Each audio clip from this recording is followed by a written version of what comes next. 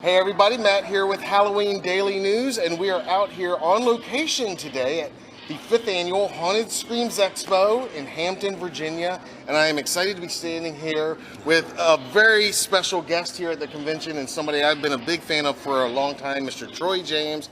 Thank you so much for hanging out and talking to us today. How are you today, sir? Thank you so much. I'm having a great time. It's happy to be here.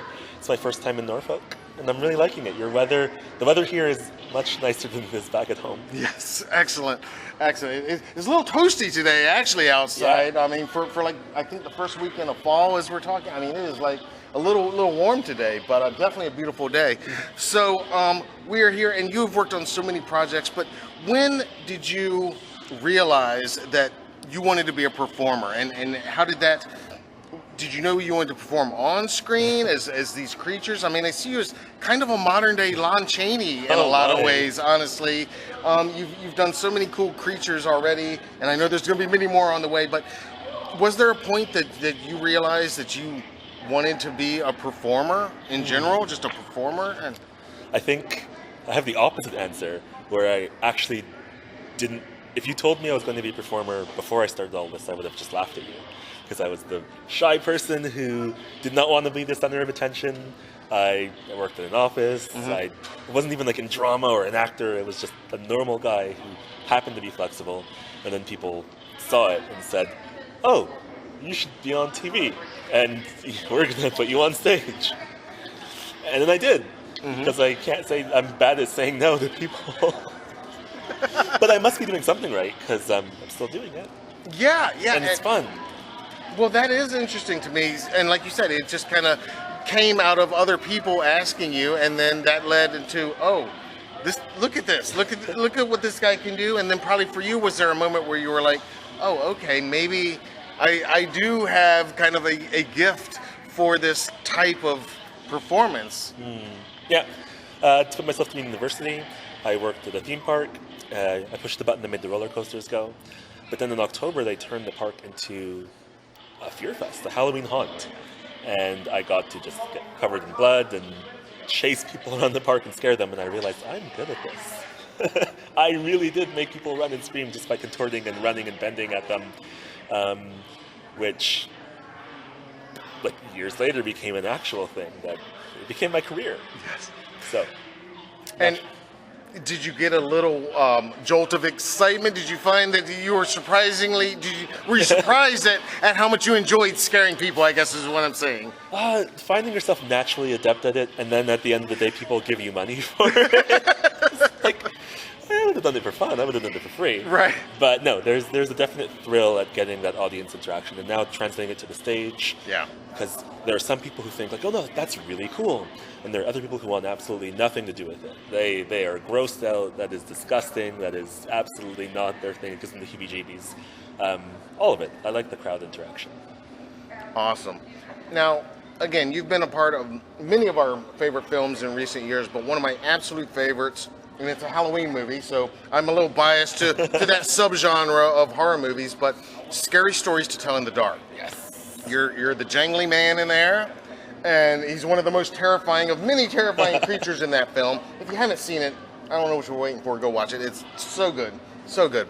Can you talk to us just a little bit about getting involved in that project, playing that role, and just what that experience meant to you? Oh my God. Well, it was an honor because I read the books until they were dog-eared and torn. It was the most popular book at the library at school. All the kids loved it because the illustrations were the most terrifying part of the Scary Stories to Tell in the Dark series. Oh, yeah. And so being asked to play a part of that role was just like a childhood dream come true. I had Mike Hill doing the makeup who turned me into the Jangly Man. And it was, I think he's an amalgamation of a couple different stories. Yeah. But it was, I just had the biggest smile on my face getting to, like, childhood dreams coming to life. We had the books, we stayed true to the books themselves, the stories. And I had a really, really good time. Like, I think to myself, I'm really lucky that I got to do that. If I don't do anything else in my career, like, I got to play Jangly Man in Scary Stories. And another standout in your filmography, I'll mention, and maybe you can just give us a quick anecdote from, is Hellboy. Yes. Not the most recent Hellboy and not the original Hellboy, but you did 2019 The Hellboy. 2019, yes, the 2019 Hellboy, and you had a very memorable character in there as well. Can you talk to us just a little bit about that as well? That's another one of my favorites. I played Baba Yaga in Yes. Hellboy 2019. I had to go up against David Harbour, amazing, lovely guy. But Baba Yaga is an evil witch who eats children, which playing her was a delight. She's a character in and of herself. Yes. She lives in the hut that stands on the chicken leg, and she's got the wooden legs going on. I'm trying to think of the words to describe playing her. I had to speak her lines, and of course after I got dubbed by a woman, because Baba Yaga is a Russian witch. But she, the action I got, like she comes out of a mortar and crawls around. She's just really gross to see. She's just, what is she doing? And she's crawling all over the place, and she has to give Hellboy that nasty kiss. Oh gosh, that brings back memories. No, she was a delight to play. She and her character design too. Joel Harlow did the makeup effects, her morphology effects, and he did such an amazing job. She looks so gross. Yeah. It's a testament to how disgusting they made her as an evil child-eating witch should be. Great times. Awesome. Yeah, that's another one of my favorites. Now, as I said, as we're recording this, we're here at Haunted Screams Expo, a horror convention, and you're doing conventions, you're making these appearances. When you're here at these events and you're meeting fans, is there one character or one movie that most fans want to talk to you about? Everyone kind of knows me from different things, I guess, because I run the gamut from horror to fantasy to just like CW shows like The Flash, superhero shows, right? Sure. So everyone has a different genre, and reality shows. I was on America's Got Talent as well, and people are like, "You're the contortionist." That's right. From that. That's right. So it's really neat, actually, when people come to the table and then we play. So, where have you seen me from? Because a lot of the times too, I'm wearing a mask, and you may not even know it's a person under there. Right. A lot of people have told me that they thought I was entirely CG.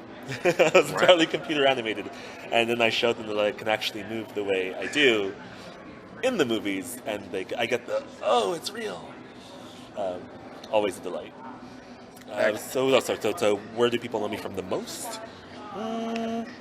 Probably a toss-up between Jangly Man and Ragdoll from The Flash. Oh yeah. But then you get the super fans who have really people who like a certain character like them a lot. So people are big fans of Pretzel Jack from Channel Zero, the Dream Door, and he holds a special spot in my heart. But I've seen people who've gotten tattoos of him, and they've made fan art, and I can't believe people take the time to draw me. But he's a true gem. I really like him as a character. Is he your favorite, or is there one that you can isolate as currently anyway, so far anyway, your favorite that you've played so far? Well, I like them all for different reasons. Sure. So I would say, there's from Ragdoll from The Flash. Who wouldn't like a chance to play a supervillain? Yeah. So there's that, and then Jangly Man was just I loved the books, and his movement is all is very much me as a contortionist. Yeah. But Pretzel Jack, I feel like I can relate to as a person the most. Like if there's any character that was most like me as Troy, it'd probably be Pretzel Jack. Little goofy clown who just flails and runs around everywhere. Baba Yaga, I like her. She was one of the earlier ones I played, and she had a bunch of lines. I had to speak and move, and it was a big production. So I'll never forget her. She was just like a campy witch. Lots of fun to play. So now, trying to pick a favorite is really difficult. Yeah, I imagine. Kind of like picking a favorite kid. It's kind of impossible, but especially when there's so many memorable ones, like you say, with that, and great memories for different reasons. Before we let you go, of course, we're Halloween Daily. Every day is Halloween for us, and I feel like every day is Halloween for you anyway with what you do. Have you always, or do you now celebrate Halloween, and do you have warm, fuzzy memories of growing up celebrating Halloween like we do? Oh, well, growing up, my family didn't celebrate Halloween. Okay. So I never got to go trick-or-treating. I never got to do all the fun stuff. And then it was when I was working at the theme park, which is when Halloween became a thing. And being good at it, but also getting to dress up. And I thought, this is fun. Yeah. I also have a crazy sweet tooth. I love chocolate. I love candy. So it's the best time of year.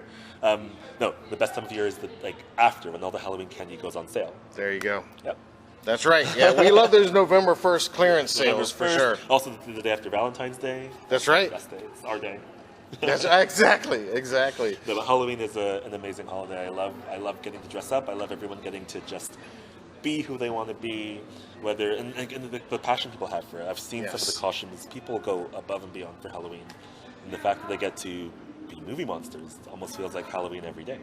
Absolutely. Have you seen people in costumes of your characters? I imagine you have at some of these conventions, maybe at Halloween or at a convention. Is it exciting for you when you see people cosplaying your characters? I have, and it's always strange to see because I go, oh, that's me, but it's not me, but it's the character I played. But you like the character enough to take the time, because I have no visual arts. I cannot build or sculpt or paint. Don't ask me to color anything. So people taking the time to do that really well is such an honor. And they do it really well too. It's like, oh, that I recognize that. That's the biggest compliment. Absolutely.